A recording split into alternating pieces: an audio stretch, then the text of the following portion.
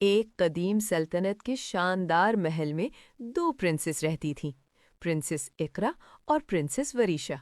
دونوں ایک دوسرے کی جان سے پیاری تھی۔ اقرا محل کی سب سے لاڈلی شہزادی تھی، خوبصورت، مہربان اور حساس دل کی مالک۔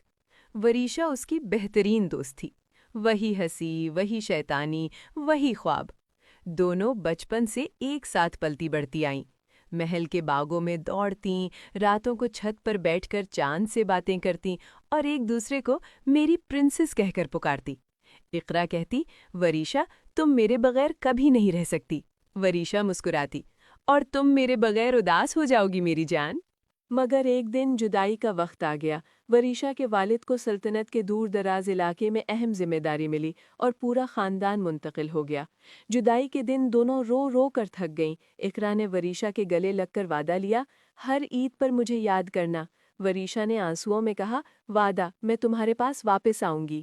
سال گزر گئے، اب عید قریب تھی، پہلی عید بغیر وریشا کے۔ اقرا کا دل اداس تھا، وہ راتوں کو جاگتی، وریشا کی یادیں گازا کرتی۔ اس نے سوچا، اگر وریشا نہیں آ سکتی تو وہ خود اس کے لیے عید تیار کرے گی۔ اقرا نے اپنے ہاتھوں سے سب کچھ بنایا، خوبصورت چوڑیاں، موتیوں اور رنگین پتھروں سے سجی ہوئیں۔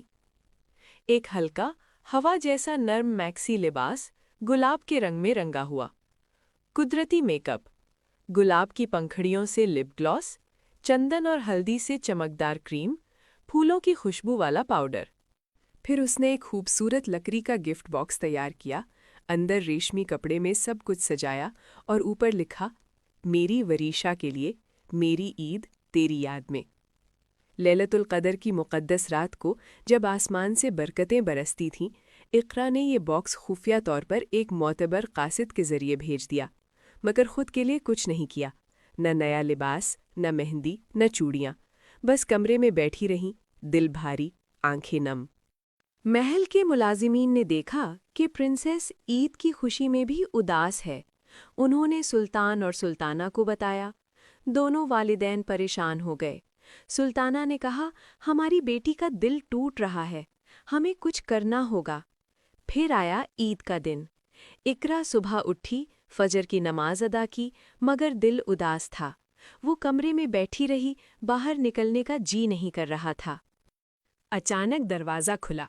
ایک ملازم نے آہستہ سے کہا، شہزادی، سلطان صاحب آپ کو بلاتے ہیں۔ اقرا آہستہ آہستہ باہر نکلی اور جو دیکھا اس کی آنکھیں حیرت سے پھیل گئیں۔ پورا محل عید کی رونق سے جگمگا رہا تھا، پھولوں کی مالائیں، جھاڑ فانوس کی روشنیاں، خوشبوئیں، مگر سب سے خوبصورت منظر سامنے تھا۔ پرنسس وریشا کھڑی تھی، بالکل وہی میکسی پہنے ہوئے جو اقرا نے بنائی تھی، وہی چوڑیاں ہاتھوں میں چمک رہی تھیں، قدرتی میک اپ سے چہرہ نورانی تھا۔ وہ مسکرا رہی تھی، آنکھوں میں وہی پرانی چمک۔ اقرا چیخی، وریشا! دونوں دوڑ کر ایک دوسرے سے مل گئیں، گلے لگ گئیں، روئیں، ہنسیں۔ اقرا نے کہا، تو واقعی آ گئی؟ وریشا نے آنسو پوچھتے ہوئے کہا، تمہارا باکس ملا، جب دیکھا کہ تم نے میرے لیے اپنے ہاتھوں سے سب کچھ بنایا، میرا دل پگھل گیا۔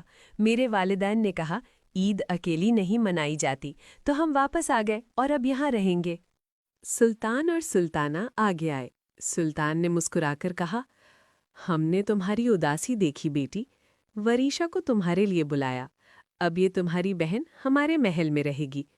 وریشا نے اپنے ہاتھ میں ایک خوبصورت گفٹ باکس دیا، اندر تھی اقرا کے لیے ایک شاندار لباس، جوتے، چوڑیاں اور قدرتی میک اپ۔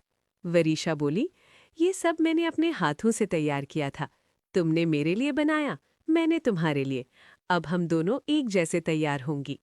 اقرا نے جلدی سے تیار ہو کر لباس پہنا۔ دونوں پرنسس اب بالکل میچنگ لگ رہی تھیں، ایک دوسرے کی طرح چمکتی ہوئیں۔